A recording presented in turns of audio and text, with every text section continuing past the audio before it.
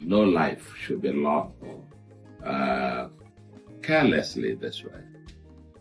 I mean, the same way all of us, you sleep, you wake up in the morning, you say your prayers, thank God for a good night sleep, and pray for a blessed day ahead.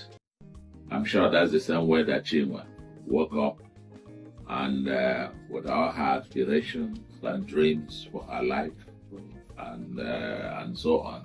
All that ended in seconds or minutes. That's unacceptable.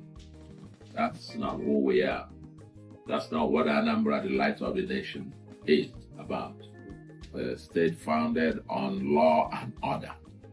We're trying so much, so hard to bring back law and order in this state.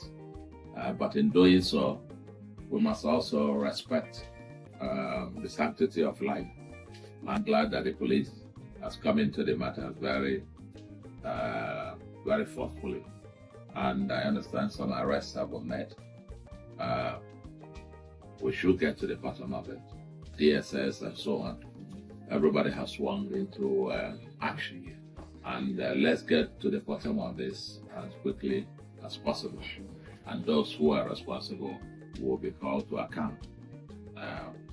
They'll be prosecuted. And the law will take its course. Then as for my brothers, any life is painfully lost. This should not happen to anybody. The government will stand with the father. Will stand with you. I understand a few others who have some injuries. Some have been discharged. Two are now at the teaching hospital at Neu, and one still at the hospital here. Well, we pray that these ones have speedy recovery. But all I said to you is that we are determined to rid the state of criminality. We're determined to ensure law and order.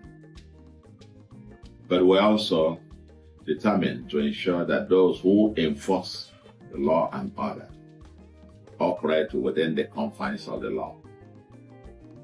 Once again, done.